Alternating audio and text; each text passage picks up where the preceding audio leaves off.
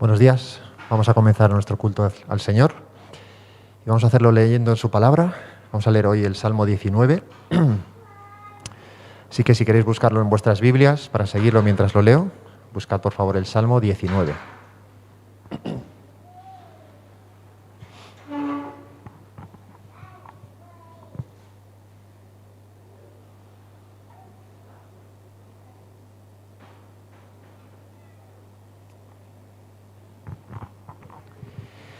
Pues esto dice el Señor en el Salmo 19. Los cielos cuentan la gloria de Dios y el firmamento anuncia la obra de sus manos. Un día emite palabra a otro día y una noche a otra noche declara sabiduría. No hay lenguaje ni palabras, ni es oída su voz. Por toda la tierra salió su voz y hasta el extremo del mundo sus palabras. En ellos puso tabernáculo para el sol y éste, como esposo que sale de su tálamo, se alegra cual gigante para correr el camino.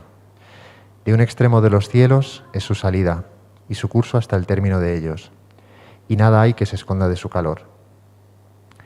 La ley de Jehová es perfecta, que convierte el alma. El testimonio de Jehová es fiel, que hace sabio al sencillo. Los mandamientos de Jehová son rectos, que alegran el corazón. El precepto de Jehová es puro, que alumbra los ojos. El temor de Jehová es limpio, que permanece para siempre. Los juicios de Jehová son verdad, todos justos. Deseables son más que el oro, y más que mucho oro afinado. Y dulces más que miel, y que la que destila del panal. Tu siervo es además amonestado con ellos. En guardarlos hay grande galardón. ¿Quién podrá entender sus propios errores? Líbrame de los que me son ocultos. Preserva también a tu siervo de las soberbias. Que no se enseñoreen de mí. Entonces seré íntegro, y estaré limpio de gran rebelión. Sean gratos los dichos de mi boca y la meditación de mi corazón delante de ti, oh Jehová, roca mía y redentor mío. Vamos a orar.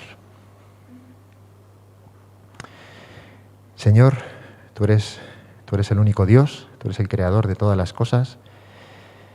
Como este salmo nos recuerda, tu creación nos habla de ti sin palabras, pero al ver la grandeza de lo que tú has hecho, al ver la complejidad, podemos hacernos una idea de tu poder, de tu sabiduría, de tu inteligencia. Una pequeña idea, Señor, porque tú eres un Dios que no cabe en nuestra mente. Señor, te damos gracias por habernos iluminado, por habernos dado el entendimiento para reconocer que toda esta creación tan maravillosa que tú has hecho es obra de tus manos, y así lo reconocemos. Y Señor, también reconocemos la grandeza de tu ley, una ley que es perfecta, una ley que convierte el alma, una ley que nos lleva a Cristo, que nos muestra la distancia que hay entre ti y nosotros, la distancia en cuanto a justicia. Señor, nosotros que somos criaturas rebeldes, pecadoras, que hemos desobedecido tu ley, pero gracias a tu ley podemos ver nuestra desobediencia y acudir a ti.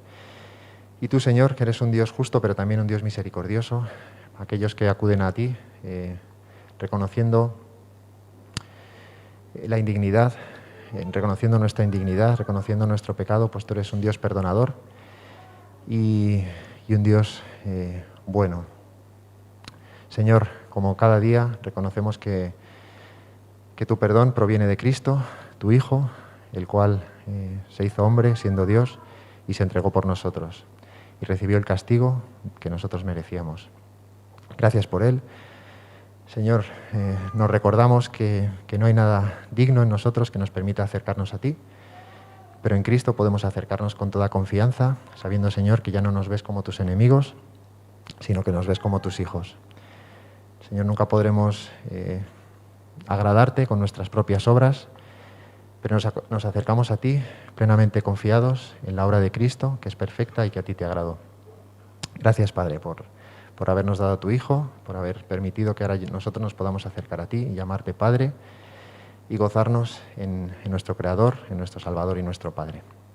Queremos honrarte esta mañana, como cada domingo, como tu pueblo, No podemos aún cantar alabanzas, pero deseamos, como el salmista decía, que los dichos de nuestra boca y la meditación de nuestro corazón te sea agradable.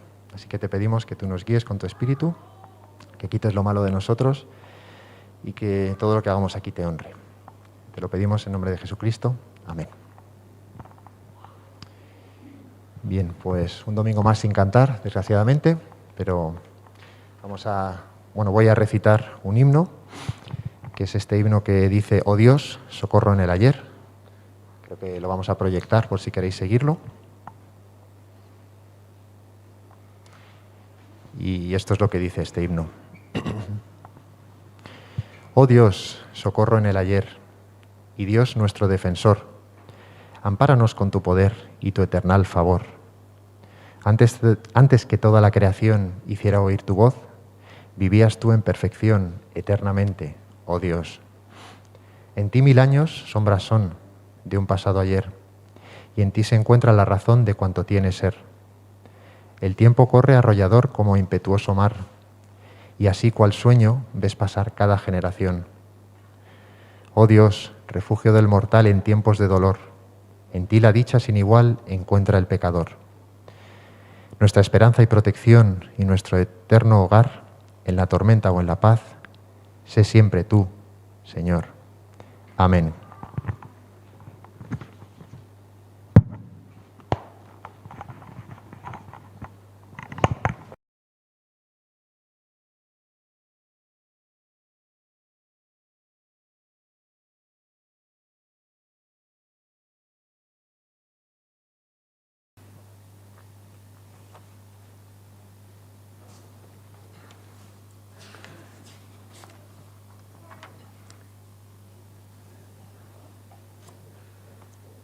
Vamos a elevar al Señor una oración de confesión de pecado, en esta ocasión basada en el Salmo 107. Jehová, Dios bueno y misericordioso, es con vergüenza y culpabilidad que venimos de nuevo a ti para confesar un pecado que cometemos con reiteración, a pesar de saber cuánto te ofende. Nuestra ingratitud ante tus constantes muestras de misericordia. Somos conscientes de nuestra antigua y vana manera de vivir y de lo que costó que nos redimieras y nos trajeras a tus caminos, pero olvidamos tu bondad y casi asumimos que siempre estuvimos en tu cercanía. Sacias nuestras almas de todo bien y nos mantienes en tu luz salvadora, pero nos rebelamos con prontitud y nos alejamos de tus sabios consejos. Nos ilustras con tu palabra para librarnos de la tendencia natural a ignorarla. Nos evitas la ruina que nos acecha por nuestra ignorancia. Y nosotros no valoramos la riqueza de tu libro ni la protección que con él nos aseguras. Deseas que te ofrezcamos sacrificios de alabanza, que con júbilo proclamemos el evangelio de tu gracia. Pero permanecemos callados y no damos testimonio de tu amor salvador con el celo, el ardor y la vehemencia necesarios. Nos falta sabiduría para valorar tus tratos con el hombre. No entendemos la hondura de tu misericordia ni la inmensidad de tu gracia. Por ello, descuidamos nuestra comunión contigo y nuestra relación es casi siempre escasa. Confiando en tu bondad, confesamos estas faltas, esperando con ello serte agradables, al pedirte estas cosas en el nombre de tu Hijo amado, el Señor, el Salvador y amo de nuestras almas. Y ante esta confesión, si es sincera, podemos apropiarnos las promesas del Señor, como la que encontramos en Jeremías capítulo 32, versículo 39, donde el Señor dice: les daré un corazón y un camino para que me teman perpetuamente, para que tengan bien ellos y sus hijos después de ellos. Amén. Esa es nuestra confianza.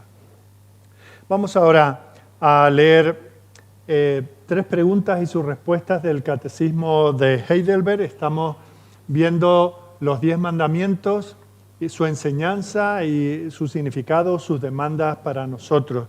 Así que llegamos a la pregunta 105 a la 107.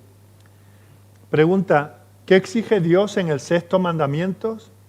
Respuesta, que ni por mis pensamientos, mis palabras, mi actitud, y aún menos por mis actos, por mí mismo o por medio de otro, llegue a injuriar, odiar, ofender o matar a mi prójimo. Y por el contrario, que renuncie a todo deseo de venganza, que no me haga mal a mí mismo o me exponga temerariamente al peligro. Para impedir esto, el magistrado posee la espada. Pregunta, ¿este mandamiento prohíbe solo matar? Respuesta, al prohibir el homicidio, Dios nos enseña que Él detesta todo lo que lo origina, como la envidia, el odio, la ira y el deseo de venganza, considerando todo esto como verdadero homicidio. Pregunta, ¿es suficiente, como hemos dicho, el no matar a nuestro prójimo? Respuesta, no, pues Dios, condenando la envidia, el odio y la ira, quiere que amemos a nuestro prójimo como a nosotros mismos, usando para con él toda benignidad, mansedumbre, paciencia y misericordia, impidiendo hasta donde nos sea posible el mal que le podría sobrevenir y haciendo bien incluso a nuestros enemigos. Esto creemos y así deberíamos vivir por la gracia del Señor. Quisiera presentaros un nuevo himno de este himnario que se está traduciendo con los 150 salmos, con distintas versiones. Y esta mañana vamos a ver una segunda versión del primer salmo, que dice así: Bendito el hombre que al andar no siga al hombre pecador, ni se detiene a descansar en silla de escarnecedor. La ley de Dios es su canción y siempre es su meditación. Será como árbol que al crecer, plantado junto a un manantial, ofrece el fruto en su estación, no cae su hoja, es inmortal. Cuanto haga, Dios prosperará y en todo le bendecirá. Mas con los malos no es así, como la paja al viento son. El juicio no soportarán, ni con el justo harán reunión. Dios le da al justo protección, el malo irá a la destrucción. Quiera el Señor permitir que pronto podamos cantar este y otros himnos para alabar su nombre. Vamos ahora a leer la palabra del Señor, pero antes vamos a pedir que Él nos asista en la lectura y luego en la consideración de la misma. Vamos a orar.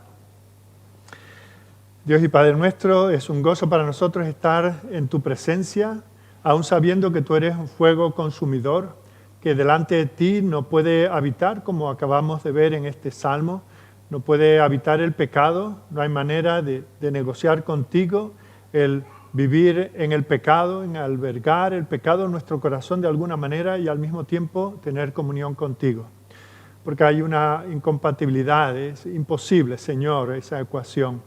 Pero tú, Señor, has hecho lo único que puede permitirnos estar en tu presencia, aún siendo pecadores, y es enviando a tu Hijo a sufrir el castigo que tu justicia demandaba por causa de nuestro pecado, al aplicarnos esa justicia, al tomar Él nuestra culpa, y así, Señor, saldar nuestra cuenta, de tal manera que ahora nos recibe aún en lo más profundo de tu trono, en lo más cercano a ti, nos recibes como hijos y como tal nos llenas de bendición. Somos ricos, Señor, en muchas cosas. Somos ricos, Señor, en gracia. Somos ricos en santidad. Somos ricos en el fruto del Espíritu y en todo aquello que nos hace ser como Cristo. Señor, todavía tú lo sabes, Señor, todavía necesitamos que tú hagas una obra de derribar al viejo hombre que hay en nosotros, todo aquello a lo que nos apegamos, todo aquello que valoramos y atesoramos por encima de ti.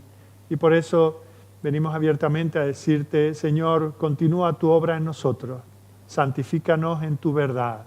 Sabemos que tu palabra es verdad y por eso te damos gracias por haber dejado que llegue hasta nosotros, por habernos instruido con ella, y por darnos la esperanza de que aún en este día tú estarás con nosotros, dándonos entendimiento.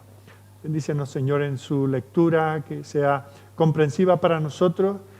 Señor, en su meditación, que te exalte a ti, que nos ponga a nosotros en nuestro lugar, que es a tus pies, y que, Señor, nos edifique, nos fortalezca, nos desafíe, entre otras cosas, a predicarla en todo el mundo.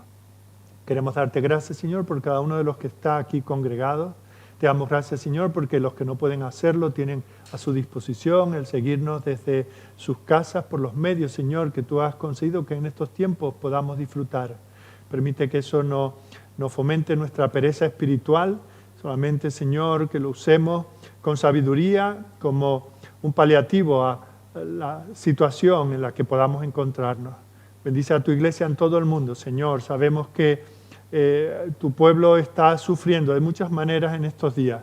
Te suplicamos que tú intervengas, que tú sanes, que tú traigas, Señor, confianza, que tú sigas haciendo avanzar tu reino. Perdónanos, Señor, todos los pecados que impidan que nuestras oraciones lleguen a tu presencia. Lávanos en la sangre de Cristo.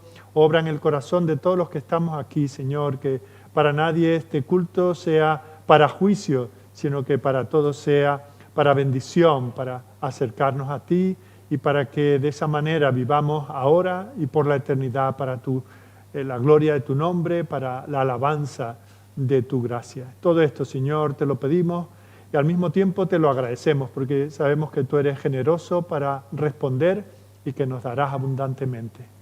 Lo hacemos, Señor, a través de la mediación de tu Hijo, nuestro Señor Jesucristo. Amén. Bien, os animo a abrir vuestras Biblias en el libro de Isaías, el capítulo 40.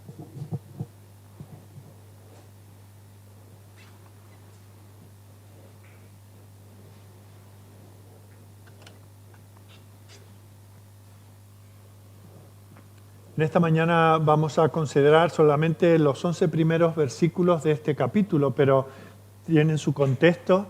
Es simplemente porque nos llevaría demasiado tiempo verlo todo, que lo vamos a dividir, pero creo que es necesario verlo en su contexto. Así que leeremos todo el capítulo, aunque como digo nos centraremos hoy en los 11 primeros versículos. Yo voy a leer desde la Nueva Versión Internacional, que dice así: consolad a mi pueblo, dice vuestro Dios. Hablad con cariño a Jerusalén y anunciadle que ya ha cumplido su tiempo de servicio, que ya ha pagado por su iniquidad, que ya ha recibido de la mano del Señor el doble por todos sus pecados. Una voz proclama: preparad en el desierto un camino para el Señor, enderezad en la estepa un sendero para nuestro Dios. Que se levanten todos los valles y se allanen todos los montes y colinas. Que el terreno escabroso se nivele y se alicen las quebradas. Entonces se revelará la gloria del Señor y la verá toda la humanidad. El Señor mismo lo ha dicho. Una voz dice: proclama. ¿Y qué voy a proclamar? Respondo yo. Que todo mortal es como la hierba y toda su gloria como la flor del campo. La hierba se seca y la flor se marchita, porque el aliento del Señor sopla sobre ellas. Sin duda, el pueblo es hierba. La hierba se seca y la flor se marchita, pero la palabra de nuestro Dios permanece para siempre. Sión, portadora de buenas noticias, súbete a una alta montaña. Jerusalén, portadora de buenas noticias, alza con fuerza tu voz. Álzala, no temas. Di a las ciudades de Judá: aquí está vuestro Dios. Mirad, el Señor omnipotente llega con poder y con su brazo gobierna. Su galardón lo acompaña, su recompensa lo precede. Como un pastor que cuida a su rebaño, recoge los corderos en sus brazos, los lleva junto a su pecho y guía con cuidado a las recién paridas. ¿Quién ha medido las aguas con la palma de su mano y abarcado entre sus dedos la extensión de los cielos? ¿Quién metió en una medida el polvo de la tierra? ¿Quién pesó en una balanza las montañas y los cerros? ¿Quién puede medir el alcance del Espíritu del Señor? ¿O quién puede servirle de consejero? ¿A quién consultó el Señor para ilustrarse? ¿Y quién le enseñó el camino de la justicia?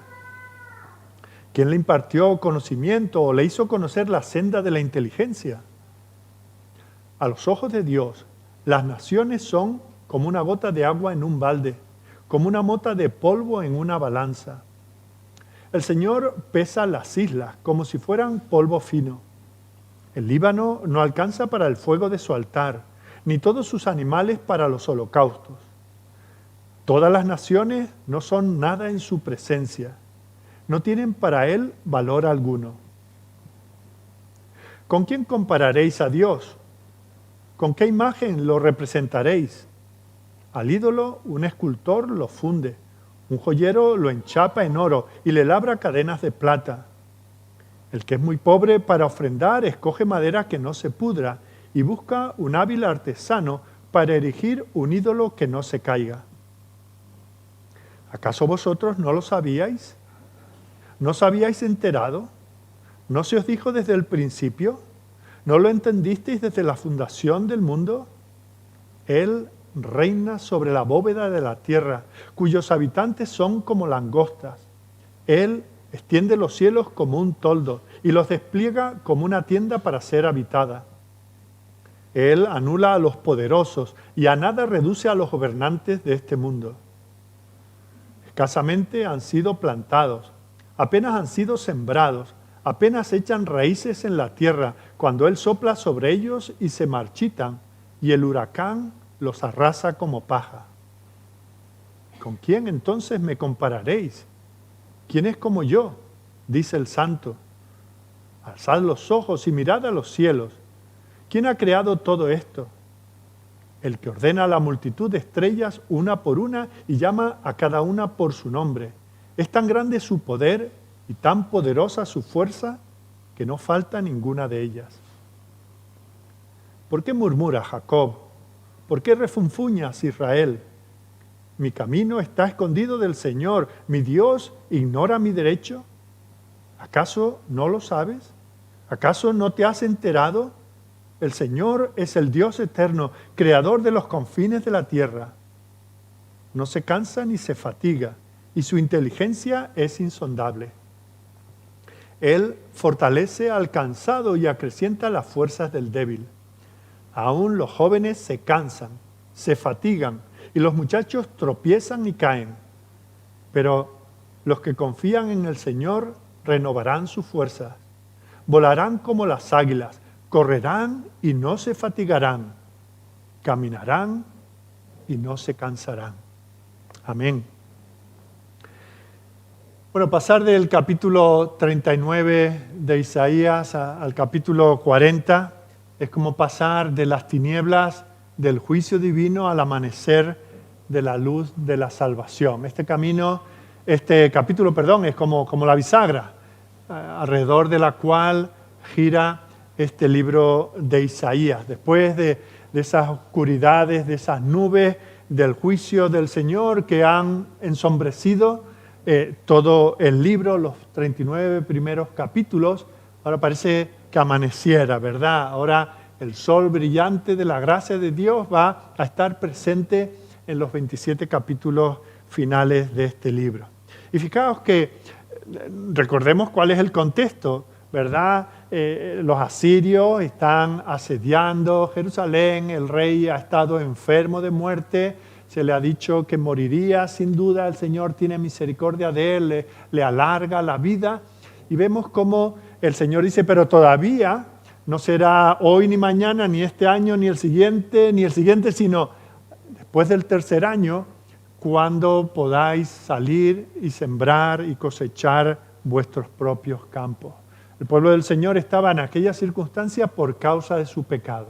Y el Señor además está anunciando que si bien ahora Asiria no va a entrar en Jerusalén, no los va a destruir, recordad que el Señor le dice al rey, que por aquel orgullo que él manifestó y por el cual mostró todas las cámaras de los tesoros al rey de Babilonia, que en aquel momento pues no parecía ni estar en la noticia, ni ser un pueblo realmente importante. Dice, a Babilonia se irán junto con tus hijos y lo mejor de tus descendientes, se irá todas las riquezas que has mostrado a este rey. Y en ese contexto, que ya digo, no puede ser más oscuro, más tétrico, no puede dar mayor pavor que el juicio de Dios, comienza este capítulo con esas palabras de consuelo. Consolaos, consolaos, pueblo mío, dice vuestro Dios. Y fijaos que ya comienza el Señor diciendo a este pueblo de Judá, o sea, a Israel. Israel técnicamente ya ha dejado de existir, pero este es el remanente de Israel, la tribu de Judá, y algunos que de las otras tribus vinieron a ampararse allí cuando se produjo la división del reino. Bueno, pues a este pueblo que es en un sentido maldito por el Señor por causa de su pecado, el Señor en medio de eso, en medio de esa disciplina, todavía le dice, consolaos porque sois pueblo mío, me pertenecéis, yo os he escogido. Os disciplino por causa de vuestro pecado, pero seguís siendo mi pueblo. Yo he hecho un pacto eterno con vosotros. Aunque el Señor se ha visto obligado a enviar al ejército de Asiria para estar durante mucho tiempo alrededor de ellos, aunque con el tiempo acabará enviándolos al exilio a Babilonia durante 70 años, con todo el Señor tiene unido su nombre, su gloria, su reputación a este pueblo. Por lo tanto dice, consolaos, cuando vosotros sufrís, cuando vosotros sois afrentados, cuando vosotros vais al exilio, yo padezco por eso, soy mi pueblo. Ese es el tipo de identificación que yo tengo con vosotros. Y eso nos hace recordar que toda disciplina que recibe el pueblo del Señor es para su bien. En el momento no es apetecible, no es agradable, hace daño, nos hace llorar, nos llena de angustia, pero es para nuestro bien. Por lo tanto, no hemos de desfallecer ni hemos de desanimarnos. Eso nos recuerda a lo que dijo Jeremías. Fijaos que Jeremías vive el exilio ya a Babilonia y después de ver arrasada Jerusalén, todavía dice, tu bandera sobre mí es amor. El Señor nos cubre con su bandera. Puede que bajo esa bandera nos esté disciplinando, pero es su bandera. No somos de otro, no tenemos otra insignia. No es otro nuestro capitán, no es otro nuestro rey. Así que lo primero que hace el Señor es identificar a ese pueblo con Él, identificarse Él con ese pueblo. Y luego usa esa expresión que la repite por énfasis, consolaos, confortaos. Ahora, cuando nosotros pensamos en esa expresión consolar, ¿qué nos viene a nuestra mente? Pensamos tal vez en estar al lado de una persona que ha perdido un ser querido, un familiar, y estamos a su lado y le abrazamos y estamos allí siendo su paño de lágrimas. Una persona que está esperando un bebé y lo pierde y estamos allí, no podemos decir mucho, pero estamos allí tratando de consolar, buscando promesas en la palabra del Señor. A alguien a quien su cónyuge ha dejado abandonado. ¿Cómo podemos nosotros consolar a esas personas? Cuando alguien viene con los resultados del médico y le dice que tiene, como el propio rey, una enfermedad terminal. Cuando unos padres han recibido la noticia de que su hijo les ha declarado que es homosexual. ¿Cómo podemos nosotros consolar? Bueno, pues, como lo hagamos, pensemos que eso es lo que dice el Señor. Yo estoy para consolaros. La noticia que habéis recibido en estos 39 capítulos anteriores son tremendas. Son para caer en una depresión, son para perder la esperanza, pero no perdáis la esperanza. Consolaos, porque yo sigo siendo vuestro Dios. Y mirad que dice, hablad al corazón de Jerusalén. Esa expresión, hablad al corazón de Jerusalén, es la misma que, traducida de otra manera, usó el rey Ezequías para consolar al pueblo de Judá cuando Sennacherib estaba a las puertas de Jerusalén. Recordamos un poco la historia, se nos relata en el segundo libro de Crónicas, capítulo 32, y dice que cuando supo el rey que venían los asirios, lo primero que hizo fue cegar las fuentes de aguas que había a las afueras de Jerusalén. Si quieren agua, que se la busquen. Él ya había hecho un acueducto para mantener la ciudad llena de agua. Y entonces se dirige al pueblo y mirad lo que les dice. Bueno, aparte de hacer esas cosas estratégicas de tipo militar, de seguridad, dice que puso capitanes de guerra sobre el pueblo y los hizo reunir en la plaza de la puerta de la ciudad. Perdón, estoy leyendo 2 de Crónicas 32:6. Y dice que el rey, habiendo convocado al pueblo, habló al corazón de ellos. Es la palabra, la misma expresión exacta que aparece aquí en el capítulo 40, versículo 2. Hablad al corazón. ¿Y cómo les habló al corazón? ¿Cómo estuvo consolándolos? Eran como hormiguitas ante un ejército tan poderoso, tan bien equipado. Y ellos estaban en una propia ratonera que ellos mismos habían creado dentro de los muros de Jerusalén. Y el Señor le pone estas palabras en el corazón del rey Ezequías: esforzaos y animaos, no temáis ni tengáis miedo del rey de Asiria, ni de toda la multitud que con él viene. Fijaos, no les cuenta una milonga, no pasa nada, saldremos de esta, ya veréis. No, hay un pueblo poderoso, hay una multitud que viene con él. Dice, pero más hay con nosotros que con él. De esa manera, siendo claro, no ocultando la verdad, no diciendo cosas que el Señor no ha dicho, les consuela, les habla al corazón. Y eso forma parte del ministerio de un hijo de Dios, ser consoladores. En el Nuevo Testamento tenemos un caso de un hombre al cual se llamaba José, pero no se le conocía como Pepe, ¿verdad? Se le conocía como hijo de consolación, Bernabé. Fijaos. Los cristianos somos personas que tenemos que traer consuelo, tenemos que confortar. La propia palabra confortar, ¿qué significa? Dar fuerza. La persona que está débil de ánimo. El Señor dice confortarlo. Y la nación no tenía un peligro supuesto, tenía un peligro real. Y el Señor dice, hay confianza para vosotros. Y lo que tenemos hoy ante nosotros, estos 11 primeros versículos, son el prólogo de esos 27 capítulos en los cuales el Señor va a dar razones para la confianza, va a dar esperanza en medio de una situación completamente desesperante. De alguna manera, lo que viene a continuación está todo resumido en este capítulo. Si entendemos este capítulo, podremos entender y aplicar el resto de capítulos de esta profecía de Isaías. Y lo que encontramos en estos versículos, y lo veremos enseguida, es lo que vamos a encontrar a continuación. Aquí vemos cómo el Señor habla, por un lado, de una manera negativa en el versículo 2 y luego de una manera positiva en los versículos 3 al 11. El Señor habla de quién es Él, de cómo es Él. Él es un Dios temible, pero al mismo tiempo es un Padre bondadoso para su pueblo. Fijaos que Isaías tiene, en este caso, tiene que dar esa doble palabra firme, fuerte, que cuesta escuchar, que son duras, pero al mismo tiempo palabras de consuelo. Eso mismo se vio haciendo Jeremías. Ya digo, Jeremías le tocó, Isaías está anunciando esto a Jeremías, que vino unas décadas más tarde, le tocó vivir esta experiencia. Y que dice en Jeremías capítulo 1, versículo 10, cuando el Señor lo llama y lo envía a anunciar su palabra a su pueblo, dice, mira que te he puesto, Jeremías 1:10, mira que te he puesto en este día sobre naciones y sobre reinos. Y mirad los primeros verbos y los últimos del versículo. ¿Para qué te he puesto? Para arrancar y para destruir, para arruinar y para derribar. Jeremías con esa nos viene, con razón lo meten en la cárcel, ¿verdad? Pero también para edificar y para plantar. Y queridos, esta es la esencia del Evangelio.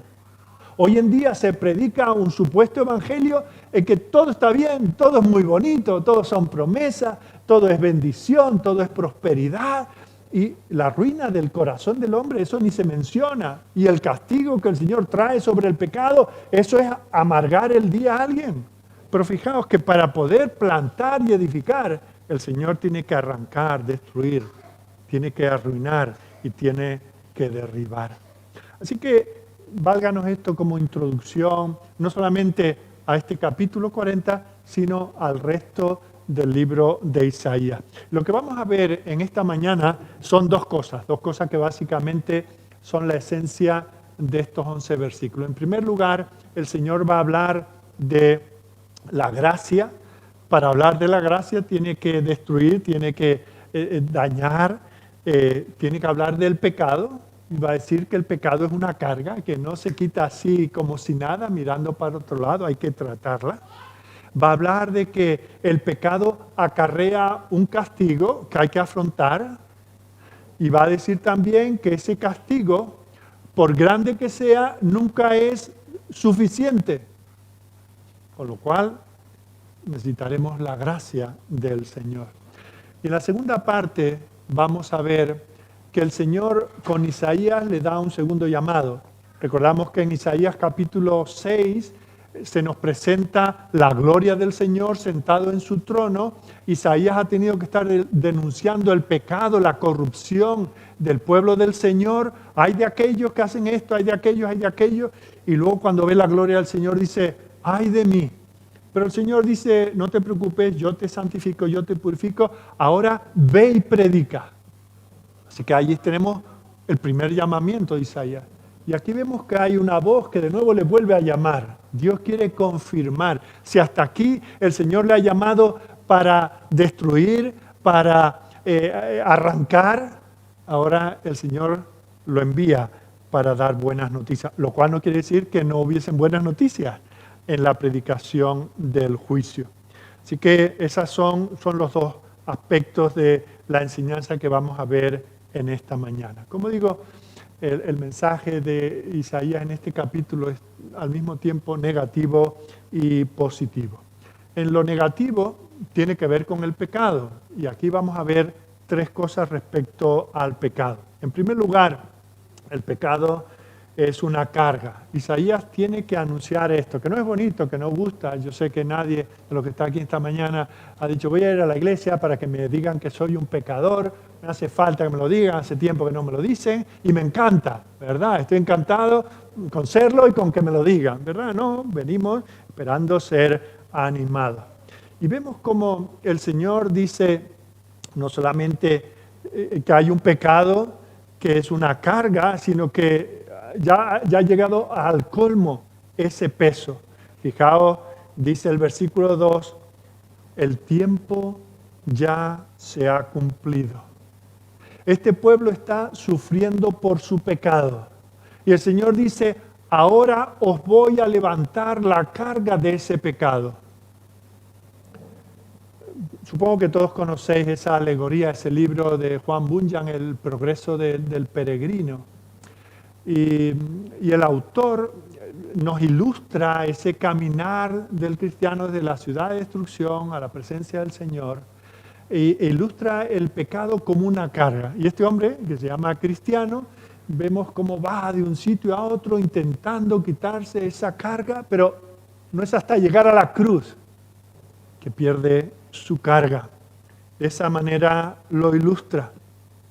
Ahora, no olvidemos que Isaías está diciendo que por ese pecado ellos van a tener unas consecuencias. Ya el Señor ha declarado que el pueblo de Judá acabará yendo a Babilonia. Y todos sabemos cuál fue la experiencia allí en Babilonia. Nos dice el salmista en el Salmo 137 que cuando llegaron allí a Babilonia estaban lejos, estaban a miles de kilómetros de su tierra, y los babilonios les decían, cantadnos esas canciones de Sión. Y ellos dicen, allí junto a los ríos de Babilonia se nos caía el alma a los pies. No podíamos cantar. ¿Cómo podemos cantar sabiendo cómo quedó la ciudad destruida? Colgaron las arpas, no las afinaban, no se ocupaban de ellas, no era tiempo de cantar. Pero el Señor anunció que ese juicio tendría un final, que llegara el tiempo de la vuelta. Y fijaos que ese pueblo que no puede cantar, que como Israel cuando estaba en Egipto dice que solamente gemían, no cantaban, no habían coros de israelitas allí en Egipto, en los campos de concentración, allí solo gemían, como en Babilonia solo gemían. Pero el Señor anuncia, consolaos pueblo mío, porque esto tendrá su fin.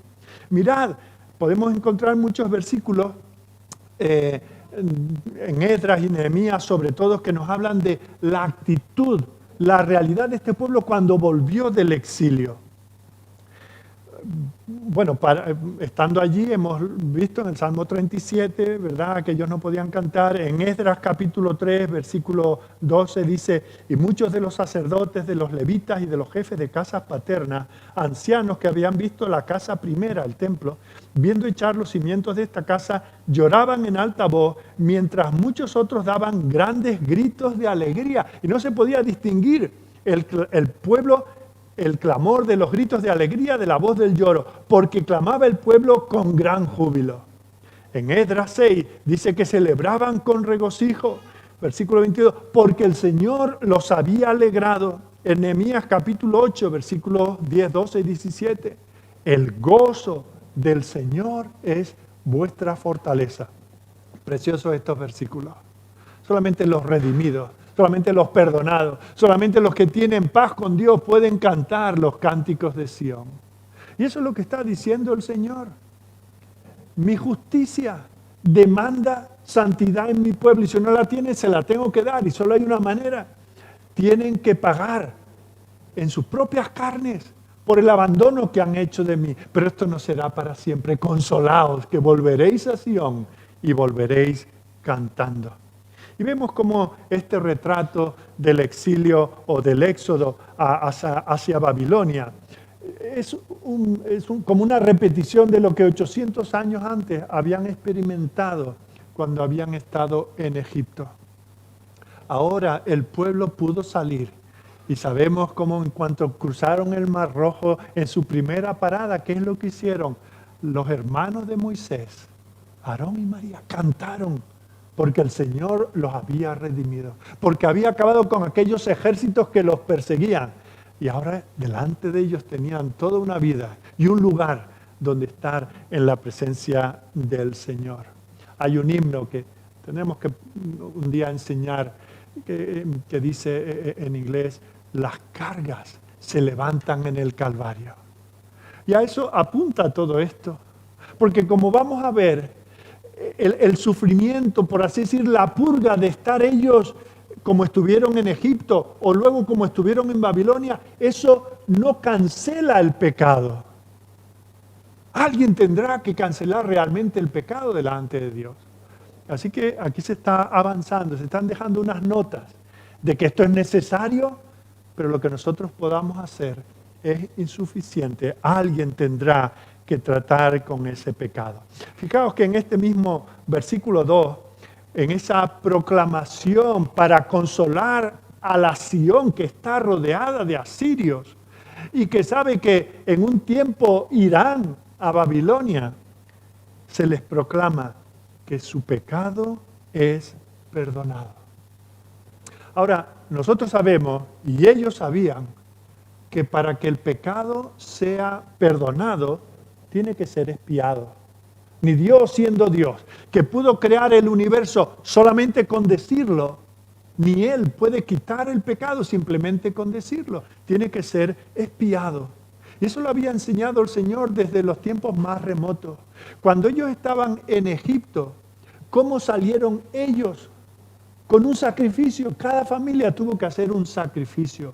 Hubo de derramarse sangre para que ellos pudiesen ser pueblo del Señor, pueblo redimido, pueblo escogido que ahora es redimido por medio del derramamiento de sangre. Y de eso es de lo que nos habla el autor de Hebreos en el capítulo 9, versículo 22, donde dice que casi todo es purificado según la ley con sangre, y sin derramamiento de sangre no se hace remisión. Así que fijaos que aquí, aunque no de una manera tan explícita como lo va a decir el autor de Hebreos, pero ya se está diciendo, esta Sión, esta Jerusalén, que ahora va a ser arrasada y que luego volverá. No volverá porque ya ha hecho lo suficiente. 70 años es suficiente. Eso es lo que dicen las personas. ¿Cómo puede ser el infierno eterno?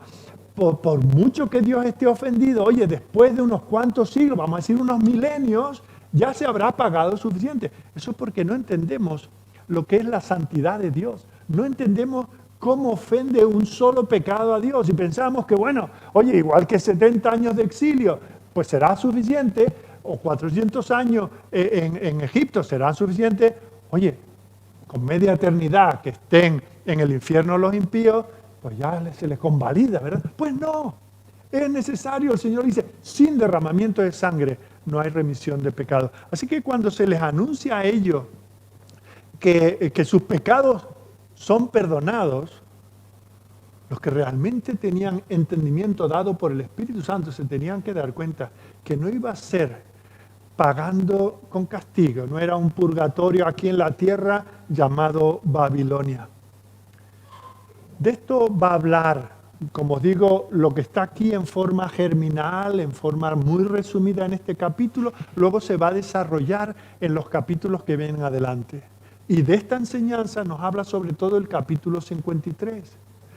Alguien tiene que llevar el Mesías, no es un descubrimiento, no revelo nada que no sea necesario conocer. El Mesías va a tener que cargar con nuestro pecado. No es simplemente un borrón y cuenta nueva. Alguien tendrá que llevar la mancha, alguien tendrá que llevar el pecado.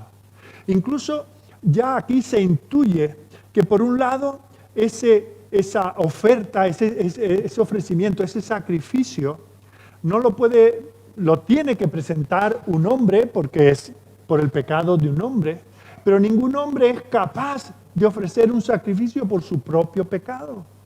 Con lo cual entendemos que tendrá que ser un hombre, pero al mismo tiempo tendrá que ser Dios. Así que en esta frase tan sencilla de vuestros pecados son perdonados, hay mucho más contenido que simplemente lo que alguno puede pensar muy a la ligera, bueno, el Señor mira para otro lado. No, tuvo que mirar a la cruz y ver allí a su propio Hijo, Dios de Dios y hombre perfecto, entregándose en la cruz. Por eso el pecado de su pueblo, de entonces y de ahora, puede ser tratado y perdonado. Pero luego, en este mismo versículo, donde se dicen las tres cosas que han sucedido para que ellos puedan tener consuelo, aparece una expresión aquí que es un poco compleja en su entendimiento. Dice, anunciad que doble ha recibido de la mano de Jehová por todos sus pecados. Bueno, pues esta expresión se podría interpretar de varias maneras. Por un lado, puede significar que a pesar del castigo, ahora han recibido una doble bendición del Señor, que por lo que el Señor les castigó ahora o les quitó, ahora les da el doble. Y podemos pensar en el caso de Job, ¿verdad? Que todo lo que tenía al principio y perdió, luego fue doblado. No parece que vaya por ahí la enseñanza. Otra interpretación que parece aparentemente más coherente es entender que el castigo que iban a recibir con ser llevados a Babilonia iba a ser tan grande, tan horroroso, iba a durar tanto, les iba a producir un dolor tan grande que con eso más que pagaban el pecado que habían cometido. El problema de esto que podría parecer, y en una lectura superficial uno podría decir, pues eso es lo que dice, pero claro, el problema que tiene este pasaje interpretado de esa manera es que choca frontalmente con todo lo que viene hablando Isaías de la necesidad de un Mesías, de la necesidad de un mediador, de alguien que realmente reciba ese castigo hasta su totalidad. O es que alguien puede pensar, haciendo ecuaciones, haciendo matemáticas, podemos pensar que el pecado que arrastra esta nación por generaciones se puede borrar simplemente con unos años en el exilio. Ellos tenían que darse cuenta de que eso no podía ser así. Por lo tanto, ese sustituto del cual ya digo se va a hablar con más abundancia y más claridad en capítulos posteriores, está aquí en forma germinal, se está advirtiendo, se está anunciando que puede haber consuelo, porque ellos por sí mismos van a caer una y otra vez. Mirad el rey, El Señor le dice, Asiria no entrará aquí, tú vas a morir, pero vas a ser perdonado. Y a la mínima ya el pecado del orgullo hace que todos veamos que el hombre no se puede sostener por sí mismo. No hay manera de que nosotros podamos pagar por nuestro pecado. Por eso el consuelo está no en mirarnos a nosotros mismos, está en mirar al Señor, como vamos a ver enseguida. Ese es el verdadero evangelio. Todos esos evangelios centrados en nosotros mismos, en lo que somos, lo que podemos hacer, todo eso lleva al fracaso, no trae consuelo, porque uno se conoce a sí mismo. Aquí estamos todos con nuestras mejores galas, con nuestras mejores intenciones, nuestras mejores sonrisas, pero ¿sabemos de qué somos capaces? ¿Pensamos que podemos sostenernos solo con que el Señor de vez en cuando nos dé unos azotes? Si alguien no se pone en nuestro lugar en la cruz, si alguien no se pone en nuestro lugar en el momento del castigo, nosotros vamos a ser exterminados. No somos mejores que los asirios, no somos mejores que el peor de los pecadores. Así que vemos cómo de esto habla este pasaje. Ahora, alguien dirá, bueno, pero es que esto se dice como algo ya hecho. Bueno, aquí tenemos lo que se conoce en teología como un pretérito profético, un pasado profético. Dios lo da. Y eso se corroborará cuando hable luego de la palabra del Señor que firme. Lo que Dios dice, dalo por hecho. Tal es así que el Señor no lo habla en un futuro y sin confiar que esto sucederá. Con que lo diga el Señor ya era suficiente para creerlo. Pero Él dice, dalo como hecho. Yo ya considero lo que no es como si fuera. Por eso podéis tener consuelo. Porque va a venir uno que va a sufrir no unos pocos años, no como estuvo 40 días, en el desierto siendo tentado por Satanás y soportó la prueba.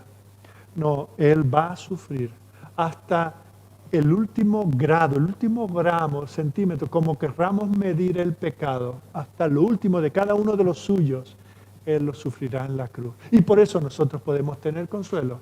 Y por eso esa ciudad en aquel tiempo podía tener consuelo.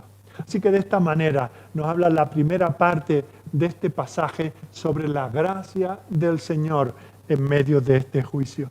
Pero os había dicho que en nuestro segundo punto esta mañana íbamos a considerar cómo el Señor repite el llamado al profeta. Lo había llamado en el capítulo 6, ¿quién irá por nosotros? Isaías dice, heme aquí, Señor. Bueno, pues ahora el Señor lo vuelve a llamar. Y se nos habla aquí, se nos presenta una voz en el versículo 3, aunque realmente hay tres voces. Mirad, el versículo 3 dice, voz que clama en el desierto, y clama diciendo, preparad camino a Jehová, enderezad calzada en la soledad a nuestro Dios. Versículo 6, voz que decía, da voces. Y yo, dice Isaías, y yo respondí, ¿qué tengo que decir a voces? Que toda carne es hierba y toda su gloria como flor del campo, etc. Versículo 9, súbete sobre un monte alto, anunciadora de Sión, levanta fuertemente tu voz, anunciadora de Jerusalén, levántala, no temas, di a las ciudades de Judá, ved aquí al Dios vuestro. Fijaos cómo esta voz o estas voces múltiples vienen con palabras de consuelo. Ese consuelo para el corazón del hombre, para el corazón del pecador, viene no de tener un buen seguro o una buena cuenta en el banco, o de tener amigos que te puedan solucionar una situación, o tener un buen médico de cabecera y unos buenos especialistas, o todas esas cosas donde nosotros muchas veces ponemos nuestra confianza. La confianza está en la voz del Señor, en lo que el Señor dice. Por eso nosotros estamos centrados en esta congregación en lo que dice el Señor. Lo que nosotros digamos, fijaos, hemos prescindido de cantarle al Señor con lo hermoso que es. Él habita entre las alabanzas de su pueblo, pero si hay que prescindir de ello por cuestión de salud, oye, lo hacemos. Pero lo que no podemos prescindir es de que el Señor nos hable. Es la voz del Señor, no es lo que yo le diga, Señor, te amo, te quiero, te agradezco esto, lo otro. Espero esto y lo otro de ti. Eso puede ser muy bonito y muy interesante y forma parte de la vida espiritual. Pero lo que trae consuelo al pecador que conoce el daño que le ha hecho a la santidad de Dios es que el Señor nos hable y que el Señor se manifieste poderoso y generoso. Y por eso viene esta voz para dar consuelo. Ahora, hemos hablado de esas tres voces, vamos a tratar de identificarlas. Isaías no lo dice, la voz del versículo 3 no la identifica, pero el Nuevo Testamento viene en nuestro auxilio. Y los 4 evangelistas nos dicen de quién se trata esta voz. Bueno, lo adelanto, es Juan el Bautista. En Mateo capítulo 3, ya digo, Mateo, Marcos, Lucas, Juan, en los primeros capítulos de sus evangelios lo dicen. Presentando a Juan el Bautista, dice Mateo, Juan, es aquel de quien habló el profeta Isaías, cuando dijo, voz del que clama en el desierto, preparad el camino del Señor, enderezad sus sendas. Lo mismo Marcos 1:3, Lucas 3:4. En Juan, cuando se presenta, Juan el Evangelista presenta a Juan el Bautista, dice que se acercan a él y le preguntan, ¿tú quién eres? Y él dice, yo no soy el Mesías. Dice, yo soy, él mismo sabe a qué lo ha llamado el Señor. Yo soy la voz de uno que clama en el desierto. ¿Qué es lo que clama? Enderezad el camino del Señor, como dijo el profeta Isaías. Así que la Biblia dice claramente que esa voz es la de Juan el Bautista. Pero 700 años antes, cuando el Señor está llamando a Isaías, por lo que vamos a ver a continuación, esa voz es la de Isaías. En aquel momento, para Judá, esa Judá asediada, esa Judá que un día va a ser llevada al exilio, Isaías es ese precursor de aquel que habría de venir a redimir a su pueblo. Porque fijaos en el versículo 6, esa segunda voz de la que se menciona, esa voz que decía, da voces. Y yo respondía a esa voz del Señor. ¿Qué tengo que decir a voces? La voz de Dios le habla a él y le dice, lo que hizo Juan 700 años después lo tiene que hacer en aquel momento el profeta Isaías. Y en el versículo 9, de nuevo vemos como el Señor dice, tu voz, alza tu voz, súbete a un monte alto, evangelizadora de Sión, levanta fuertemente tu voz. Así que si comparamos esto con lo que habíamos visto en el capítulo 6, versículo 8, cuando os dije antes, Isaías tiene esa visión de la gloria del Señor, el Señor lo llama. Y dice, después oí la voz del Señor que decía, ¿a quién enviaré y quién irá por nosotros? Y entonces respondí yo, heme aquí, envíame a mí. Así que el Señor le confirma. El Señor le dice, Isaías, para esto estás, para esto te he llamado.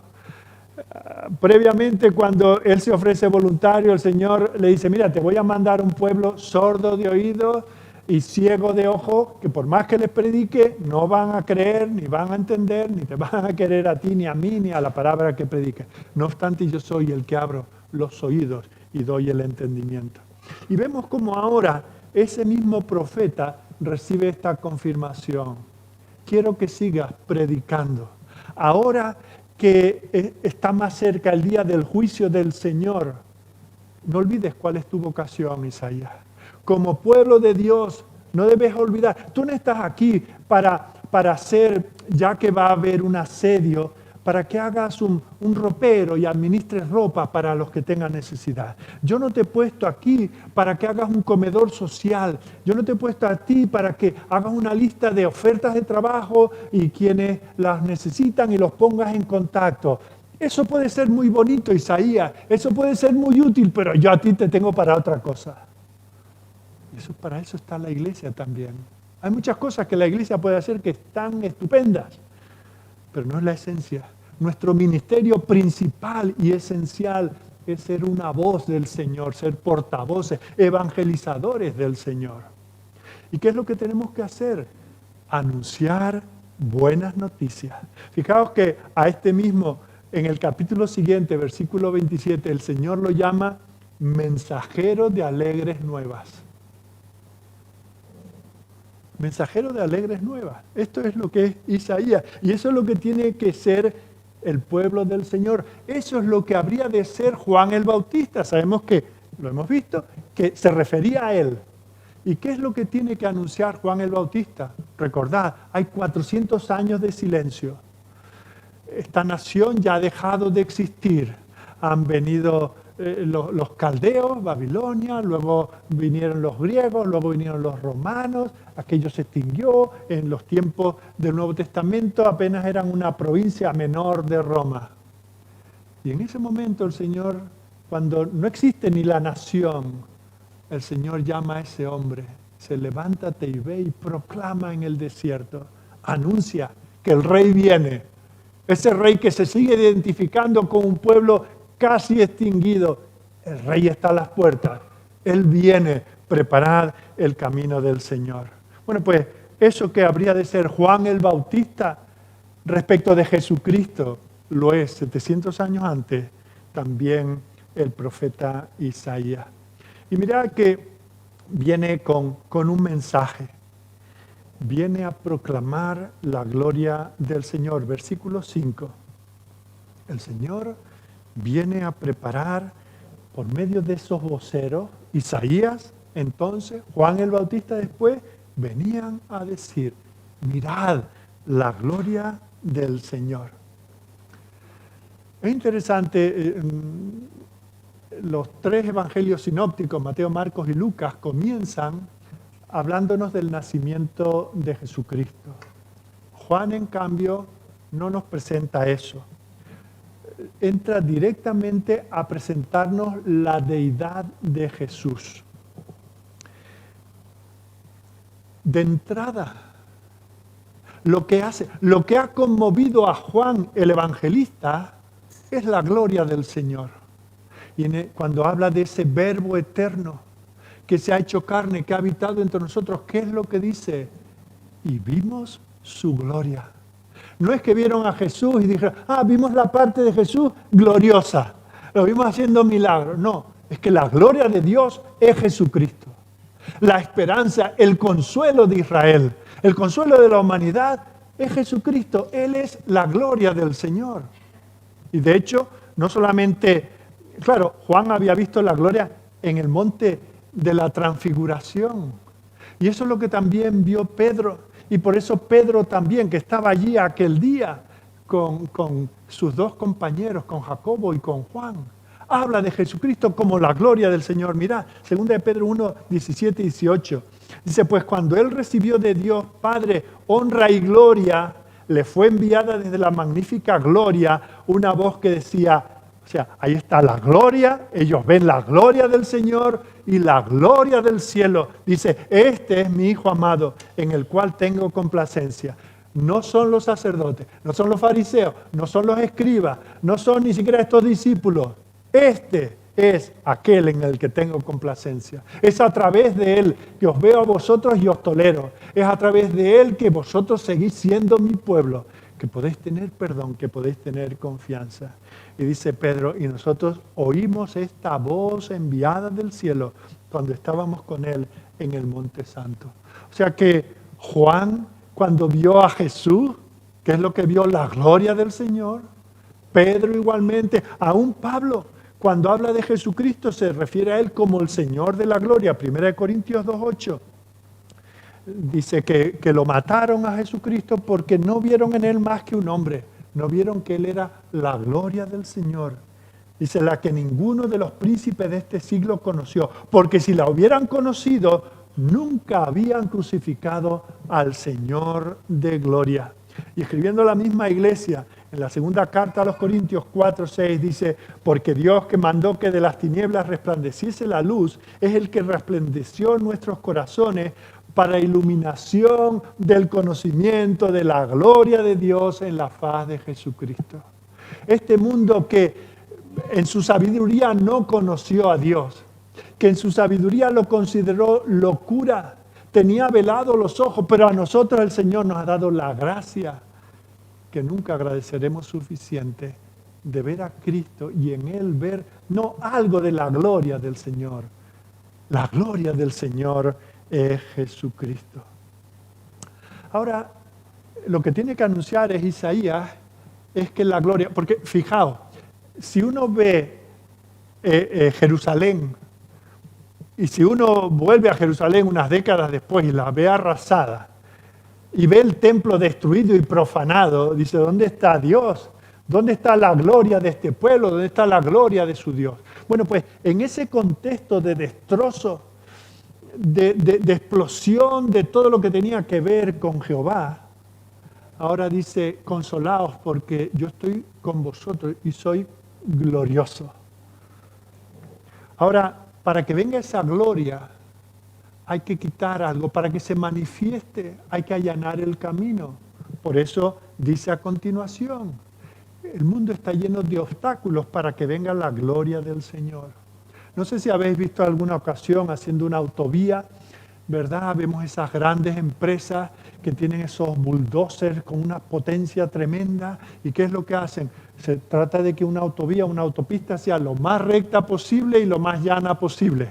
Así que hay que quitar los montículos, hay que horadar montañas con túneles, hay que llenar los valles. ¿Para qué? Para que venga a toda velocidad el que se desplaza por ella.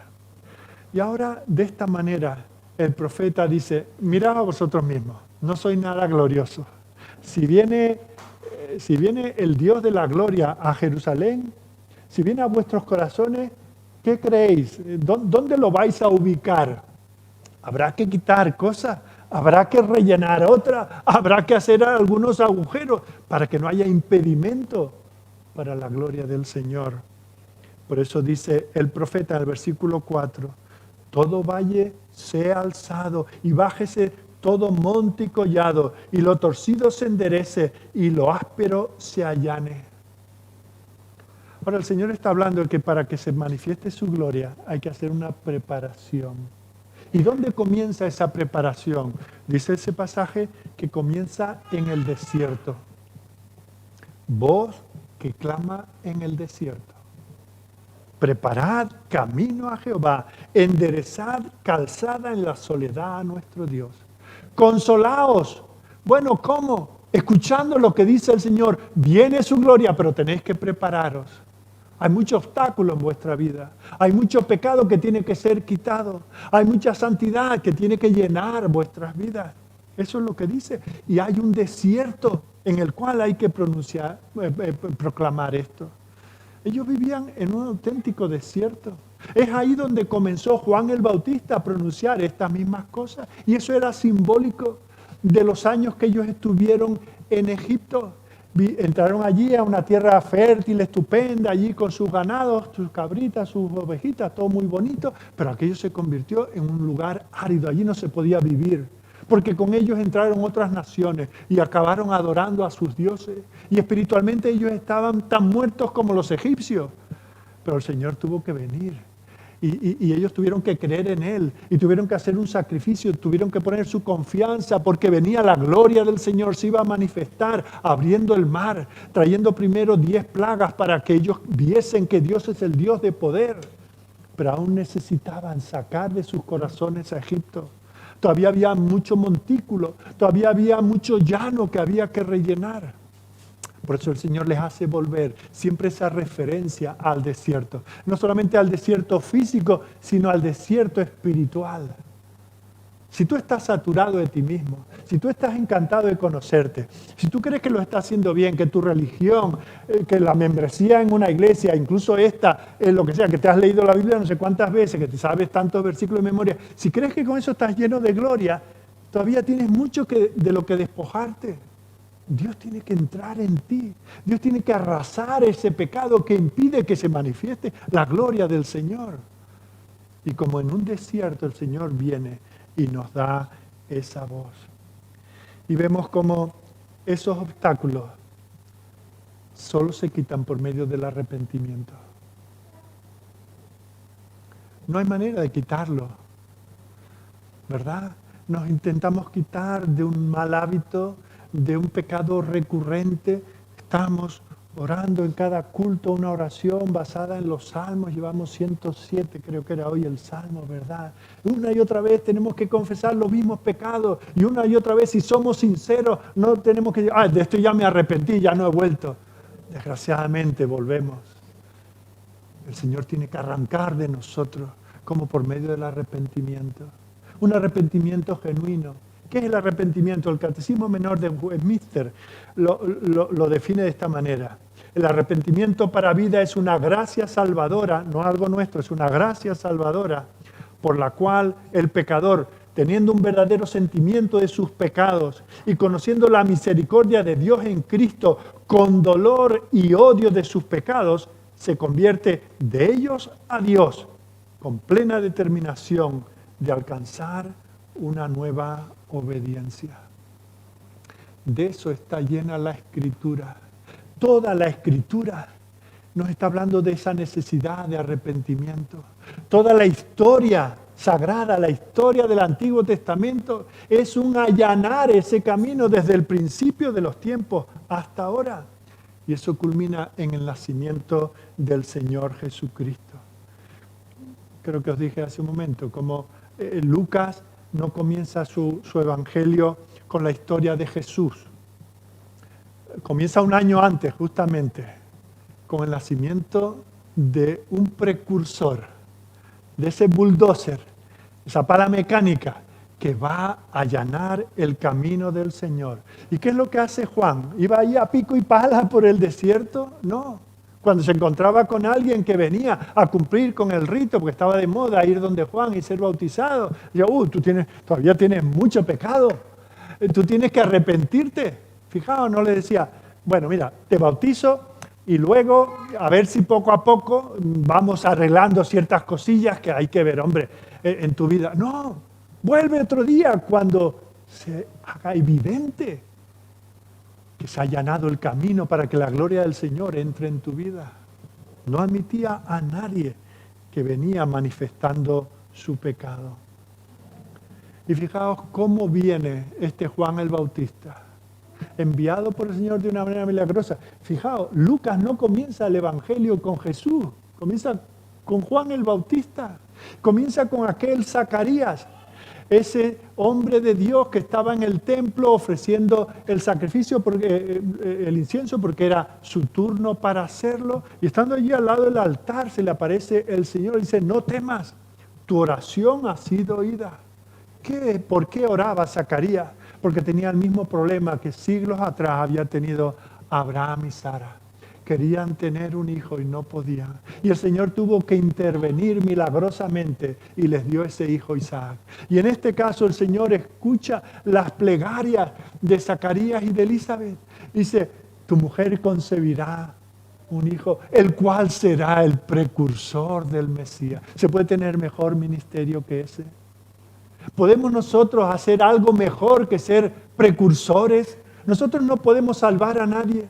No podemos arrepentir a nadie, no podemos regenerar a nadie. Pero ¿qué ministerio nos ha dado el Señor? Decirle a la gente que se arrepientan, mostrarles la gloria del Señor, traerles el consuelo que no está en nosotros ni en nada que ellos hagan, sino en decirle quién es Dios y lo que ha hecho. Ese es el verdadero ministerio del pueblo del Señor. Así que vemos cómo han pasado siglos y ahora el Señor, que había anunciado por el último profeta, Malaquías, he aquí yo envío al profeta, refiriéndose a Juan el Bautista, antes de que venga el día de Jehová grande y terrible. Así que acaba el Antiguo Testamento con esa nota de juicio y amanece el Nuevo Testamento con esa nota de esperanza. Para esa familia estéril hay buenas noticias. Viene un bebé en camino. Que lo importante no es ese bebé, sino su ministerio, porque es el precursor del Mesías. Y fijaos cómo lo que hace Lucas a continuación es decir, este que viene, al cual Juan le va a abrir el camino, ¿de dónde viene? ¿Quién es? Y entonces Lucas lo que hace es trazar hacia atrás la línea de ese que viene, la línea del Mesías, que pasa por Zorobabel y Natán y David y la tribu de Judá, a la cual se está dirigiendo en este momento Isaías, hasta seguir a Abraham, a Sem, a Noé, a Set, a Adán. Y más atrás no puede ir, sino a Dios, Adán, hijo de Dios. El Hijo de Dios viene. Y lo que le toca anunciar a Juan el Bautista es que no viene un profeta más, no viene un nuevo rabí, un nuevo maestro como tantos otros. Viene la gloria del Señor. Esa es la preparación. Esa es la manera en que el Evangelio es proclamado desde que el hombre cayó en el Edén. Y es por eso que Pablo, cuando habla de estas fechas, dice: en el cumplimiento del tiempo, Dios tenía previsto cuándo y cómo habría de venir el Salvador, el Mesías. Pero en segundo lugar, Isaías, ahora el Señor le habla a Isaías y parece como que cambia el tema, porque después de hablar de la gloria del Señor que viene, habla de la palabra del Señor. Le va a decir que la palabra de Dios es segura, que la palabra es confiable. Y para dejar eso claro, pone un ejemplo, pone una comparación. Y la compara con lo que hermosea la tierra, sobre todo en la primavera, ¿verdad? Las flores y la hierba. Qué bonitas son, pero qué pronto se marchitan. Le dice: pero mi palabra no es así. Esto que te estoy diciendo, Isaías, dalo por hecho. Mi palabra es verdad, mi palabra permanece, mi palabra es creíble. Yo os la he dado. Y eso es lo que creían los profetas. Y eso es lo que tenemos que creer nosotros también. Uno de los problemas que tiene la iglesia en nuestros días es que ha dejado de creer en la palabra. Y como no creen en la palabra, entonces en lugar de la palabra hacemos tantas cosas para apuntalar este falso evangelio que se predica centrado en el hombre y en su bienestar terrenal y temporal. Pero todo eso se desvanece si nosotros ofrecemos prosperidad de cualquier tipo y bienestar de cualquier tipo, no basado en lo que Dios dice. Todo eso se desvanece. Hoy eres joven y rico y eres aceptado y tienes amigos y todo te va bien, pero eso se desvanece como la flor. En cambio, la palabra del Señor permanece para siempre. Podemos creer en ella. Todas sus palabras son en Él sí y amén. Porque Dios no puede negarse a sí mismo. Porque Dios no puede mentir. Lo dice el apóstol Pablo, 2 Timoteo 2:13. Él permanece fiel. Él no puede negarse a sí mismo. A Tito en el 1:2. Dios no miente. Hebreos 6:18. Es imposible que Dios mienta. La palabra del Señor permanece para siempre. Así que Isaías aquí nos contrasta la fragilidad del hombre. Fijaos, el rey Ezequías ha dicho: sí, lo que el Señor haga, si me da 15 años más de vida, ¿cómo no lo voy yo a adorar y a ser fiel? Y al momento ya le falla. Es que el deseo de consagrarse de Ezequías, que había sido, hemos visto, un buen rey, hizo una reforma extraordinaria, reformas espirituales, pero falló como una escopeta de feria. No podemos fiarnos de nosotros mismos, pero podemos ser consolados cuando el Señor habla. Por eso dice Isaías: no pierdas el tiempo en otras cosas. Por eso los apóstoles, allí en el capítulo 6 de Hechos, cuando se vieron haciendo cosas de tipo social dentro de la iglesia, no dijeron que no se haga, dijeron que se encarguen otros de esto. Nuestro ministerio es estar en contacto con el Señor en oración y predicar la palabra, ser la voz del Señor. Ese es el ministerio de la iglesia. ¿Y quién es la iglesia? La institución, el nombre, el cartel, la página web. No, la iglesia sois vosotros, miembros de la iglesia. Soy yo. Somos nosotros los que tenemos que tener esta voz. Los que sabemos que los días se nos van acortando, que cada vez nos hacemos mayores y tenemos más debilidades. Proclamemos hoy la palabra. Este es el día para que la gente crea, para que la gente se consuele. Pero ¿cómo lo harán si no le predicamos la palabra? La escritura no puede ser quebrantada. Quedémonos con eso y no prediquemos otra cosa. Ahora, fijaos que con todo esto, todavía hay personas que dicen: para predicar el Evangelio hay que predicar Juan, Marcos, a lo mejor, Romanos es muy complicado, pero siempre el Nuevo Testamento. Parece que no hay Evangelio en el Antiguo Testamento. Será porque no han leído Isaías, ¿verdad? Puede haber una presentación más clara del Evangelio que la que tenemos en este libro y en particular en este capítulo. La presentación del Evangelio está desde que el hombre la necesitó. Fijaos, desde Génesis capítulo 3, no ha hecho el hombre más que pecar. Y ya Dios le está dando unas promesas. Ya Dios le da ese protoevangelio, ese primer evangelio, Génesis 3:15. Cuando habla a la serpiente y la maldice, y cuando le habla a la mujer, le dice que de su estirpe vendrá aquel que acabaría con el poder de aquel amigo que se habían hecho a espaldas del Señor. Y desde entonces el Señor no ha hecho otra cosa que hablar y hablar y hablar. Y cada vez que habla, aunque haya anunciado juicio, estaba anunciando salvación. El Dios de la gloria, que hizo milagros extraordinarios, es el que ahora nos presenta el Evangelio. Y por eso le dice a Isaías, no tenemos que perder tiempo ni hacer estas cosas en petit comité. Sube a un monte y allí ponte a dar gritos, que se entere todo el mundo. Habla fuertemente tu voz. Él tenía un mensaje para entusiasmarte. ¿Cómo se puede predicar el Evangelio? No, mira, tú lo que tienes que hacer es creer, porque en tal capítulo, tal versículo dice no sé qué, y además tal teólogo escribió unos libros que no sé qué, y hoy en día se debate, y hay unos seminarios. ¿Se puede predicar así el Evangelio? ¿Se puede predicar sin pasión? ¿Se puede decir consolados a un pueblo que está condenado a la destrucción sin esa pasión? Estos son buenas noticias. Yo puedo fallar, pero la palabra del Señor permanece para siempre. ¿Y cuál es la palabra? ¿Cuál es el mensaje? Fijaos, en nuestra Biblia, si tienes la Reina Valera delante de ti, el versículo 9 tiene 5 palabras. En hebreo son 2. Hine Elohehem. He aquí vuestro Dios. ¿Te has dado cuenta de que esta es la esencia del Evangelio? Ved aquí al Dios vuestro. Claro, nosotros hemos puesto tantas cosas alrededor de estas 5 palabras que cuando llegamos ahí ya los oídos están saturados. Entonces hablamos a las personas.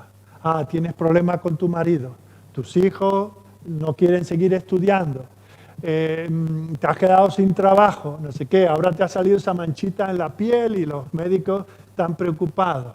Bueno, pues mira, que sepas que el Señor, no sé qué, papá, y le damos promesas, no sé qué. Y pensamos que le hemos predicado el Evangelio. ¿Qué es lo que le dice el Señor a Isaías, que sabía tanto como lo que ha escrito? Dice, tú súbete a un monte y grita y di, este es tu Dios. Este es tu Dios. No tenemos que hacer otra cosa. Predicar el Evangelio no es perder el tiempo en decir si los días de Génesis capítulo 1 son de 24 horas o de millones de años. Eso tiene su momento para tratarlo, pero eso no es la esencia. Y cómo nosotros criamos a nuestros hijos, cómo tenemos matrimonios felices, eso está muy bien, pero eso no es la esencia del Evangelio. El Evangelio es decir a los hombres, así es Dios. Humilde.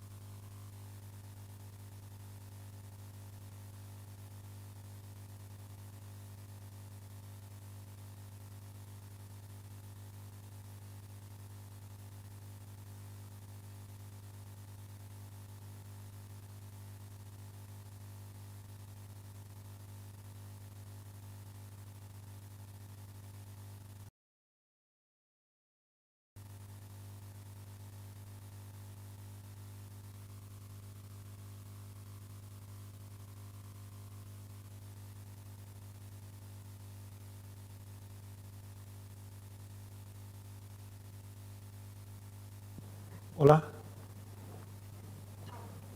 Bien, como decía, La Biblia no se entretiene en explicar, en razonar la existencia de Dios. Da por hecho que todos los hombres saben que Dios es. Todos los hombres creen en Dios. Eso es lo que hace el apóstol Pablo cuando está en Atenas. Está allí con toda la inteligencia, todos los filósofos, todos los religiosos. Todos creían en Dios.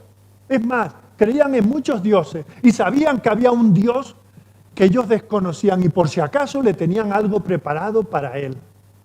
¿Y qué es lo que hace el apóstol Pablo ante aquella inteligencia? ¿Les explica, les razona, les argumenta sobre la existencia de Dios? No. Dice, ese Dios en el que vosotros creéis es el que yo vengo predicando. Y os voy a hablar de su naturaleza. Os voy a hablar de sus atributos. Vosotros no tenéis idea de cómo es. Yo he venido aquí a explicarlo. Y habla de que Él es un Dios autónomo que no necesita, Dios es eterno, no necesita de los hombres para que le alimenten ni le cuiden. No necesita un lugar especial para habitar. Él es el Dios que ha puesto las normas. Es por lo tanto el Dios que llama a todos los hombres en todo lugar a que se arrepientan. Es el Dios que no se mantiene lejano. Es el Dios que ha venido en Jesucristo. Es el Dios que por lo tanto llama a todos los hombres al arrepentimiento. ¿Os dais cuenta? Esa es la esencia del Evangelio. Todo lo demás es perder el tiempo y dejar a las almas confundidas y yendo a la condenación sin saberlo. Por eso el Señor le dice a Isaías, sube al monte y no pierdas el tiempo. No se lo pude decir en menos palabras. Y aquí tu Dios. Así es Dios. Dios es justo. Dios es santo, Dios no tolera el pecado. A Dios uno no lo puede vacilar. A Dios uno no lo puede convencer diciendo, Señor, tú sabes lo débil que soy, me tendrás que perdonar esto que tanto amo. No.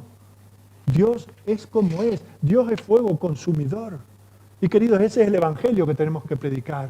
No tenemos que perder el tiempo en ninguna otra cosa. Y fijaos que eso es lo que hace todo verdadero predicador del Evangelio. Hablar por un lado de la severidad de Dios y por otro lado de su bondad. También aquí tenemos que tener equilibrio. Cuando nosotros presentamos a Dios, no podemos solamente hablar de la justicia, la santidad, el juicio de Dios y olvidar la bondad, olvidar el amor, olvidar el perdón. Pero tampoco podemos hacer lo contrario. Dios es amor y todo le da igual. No, Dios es amor. Pero por amor a nosotros ha tenido que condenar a su Hijo. Eso también tenemos que predicarlo, si no es un evangelio incompleto. Bueno, pues eso es lo que hace, por ejemplo, Pablo. En Romanos capítulo 11, versículo 22, dice, mira pues la bondad y la severidad de Dios, ambas cosas. La severidad ciertamente para con los que cayeron, pero la bondad para contigo. Fijaos, bondad y severidad.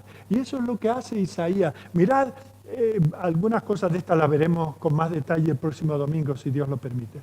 Pero fijaos cómo en el mismo capítulo, lo que hace a continuación Isaías es presentar ambas cosas de Dios. Su severidad, Dios arrasa donde va, donde hay pecado, donde encuentra tropiezo, no lo va a tolerar.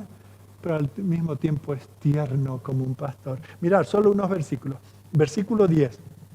Y aquí que Jehová el Señor vendrá con poder y su brazo señoreará. Y aquí su recompensa viene con él y su paga delante de su rostro. Esto es para echarse a temblar. Versículo 15. Y aquí que las naciones le son como la gota de agua que cae del cubo y como menudo polvo en las balanzas le son estimadas. Y aquí que hace desaparecer las islas como el polvo. Dios es severo. Versículos 25 y 26. ¿A qué pues me haréis semejante? ¿O me compararéis? Dice el santo. ¿Creéis que soy un Dios de bolsillo, un Dios manejable, un Dios de plastilina que uno lo acomoda a sus propias creencias? Se levantad en alto vuestros ojos y mirad quién creó estas cosas. Es un Dios poderoso. Él saca y cuenta a su ejército. A todas llama por sus nombres. Ninguna faltará. Tal es la grandeza de su fuerza y el poder de su dominio. El Dios que tiene ese poder absoluto para crear un universo tan grande y tan complejo. Como venga contra ti, como venga contra tu pecado, dejará de ser. Pero fijaos que no solamente Isaías tiene que proclamar desde los montes a voz en grito que Dios es así, también Dios viene, Dios consuela, porque Dios es como un pastor. Mirad, versículo 11. Como pastor, ese que tiene tanto poder, lo usará para como pastor apacentar su rebaño. En su brazo llevará los corderos y en su seno los llevará. Pastoreará suavemente a la recién parida. La sensibilidad de Dios, la bondad de Dios, el cuidado de Dios, el amor de Dios. Mirad, Isaías, lo hace Pablo también, lo hacen todos los profetas, lo hace Moisés. Al mismo tiempo que habla de la infinidad de su poder, habla de la grandeza de su bondad. Y pone ese ejemplo de ese pastor que coge esa oveja y la lleva cerca de su pecho, cerca de su corazón, si está herida, si está dolorida, si está recién parida. Aquí vemos la imagen de lo que dice el Señor Jesucristo. Si alguno está trabajado o cansado, venga a mí y descansará. Llevad mi yugo sobre vosotros y aprended de mí, que soy el rey, que vengo con el hacha para talar el árbol que no da fruto, pero al mismo tiempo soy tierno y generoso, soy manso y humilde de corazón. La bondad de Dios. Consolaos, pueblo mío. Cada uno de vosotros, como yo, tenemos nuestros problemas. Tenemos nuestras circunstancias extrañas. Hemos tenido un año muy difícil. Para todos lo ha sido y no sabemos lo que vendrá. Pero el Señor nos consuela. No con engañiflas ni con tonterías. Diciendo, yo soy el Dios Todopoderoso. Yo os amo. Pero hay un problema en vuestros corazones y es el pecado. Allanad el camino al Señor. Que el Señor nos bendiga, que el Señor nos conmueva en lo más profundo de nuestro corazón, para alabarle, para reconocer su grandeza, para vivir para Él y para vivir para proclamar su gloria. No querramos mejorar el Evangelio. No hay otro Evangelio que este. No perdamos el tiempo. Digámosle a las personas, el Dios que tú sabes que es así. Fuerte y poderoso, creó el mundo que tú estás pisando, el aire que tú respiras. Vendrá como juez, pero ha enviado a su Hijo a morir por pecadores que se arrepienten de su pecado, para que su gloria salvadora se manifieste en sus vidas. Que el Señor nos llene con este mensaje. Venimos a ti, Señor, agradecidos por estas palabras tan conmovedoras que nos has permitido considerar en esta mañana. Gracias, Señor, porque después de tantos capítulos, teniendo que contemplar tu juicio y misericordia, ahora, Señor, tú vienes y hablas a tu pueblo y lo consuelas con una palabra fiel, una palabra segura, una palabra que no marchita. Señor, tú eres veraz y tú, Señor, nos vienes anunciando desde el principio de los tiempos que nosotros tenemos un problema en nuestros corazones, hay un orgullo, hay una obstinación que impide que tú gobiernes en nosotros. Padre, quita de nosotros ese pecado, quita de nosotros todo obstáculo que permite, que impide que tu gloria se manifieste en nuestras vidas. Regenéranos, Señor, cámbianos, Señor, y pon en nuestros corazones el propósito no solamente de vivir en las glorias de lo que tú has hecho en nosotros, sino que nos sintamos llamados por esa voz del Espíritu Santo a proclamar con toda la fuerza, con toda la energía que tú nos des, que Dios es galardonador de los que le buscan, pero también es fuego consumidor. Oh Señor, bendice a todos los que estamos aquí, a los que puedan escuchar este mensaje desde otros lugares. Padre, que no sea un domingo más en tu casa, un sermón más que oímos predicar, esperando para ir corriendo a otras actividades. Señor, toca nuestros corazones. Danos el arrepentimiento necesario, transforma nuestras vidas y haz de nosotros lo que tú quieras. Heraldos del Evangelio, que proclamemos con fidelidad al Dios que salva. Es en Jesucristo nuestro Salvador, aquel que dio su vida por nosotros en la cruz, en que nos acercamos a ti. Amén.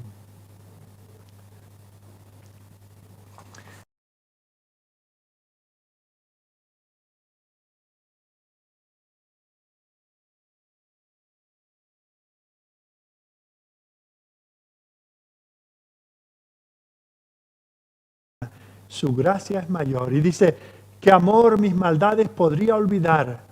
Él, siendo omnisciente, las quiso borrar. Al fondo del mar todas ellas lanzó. Mis culpas son muchas, su gracia es mayor. Gloria a Dios, su gracia es mayor. Frente al pecado sobreabundó. Mis culpas son muchas, su gracia es mayor. Qué inmensa paciencia tiene en mi vagar. Qué Padre tan tierno nos llama al hogar. Acoge al más pobre, al más pecador. Mis culpas son muchas, su gracia es mayor. Qué amor sobre mí el Señor derramó. Su sangre fue el precio, su vida entregó. Con ella la deuda impagable saldó. Mis culpas son muchas, su gracia es mayor. Gloria a Dios, su gracia es mayor. Frente al pecado sobreabundó. Mis culpas son muchas, su gracia es mayor. Si alguno habla, hable conforme a las palabras de Dios. Si alguno ministra, ministre conforme al poder que Dios da, para que en todo sea Dios glorificado por Jesucristo, a quien pertenecen la gloria y el imperio por los siglos de los siglos. Amén.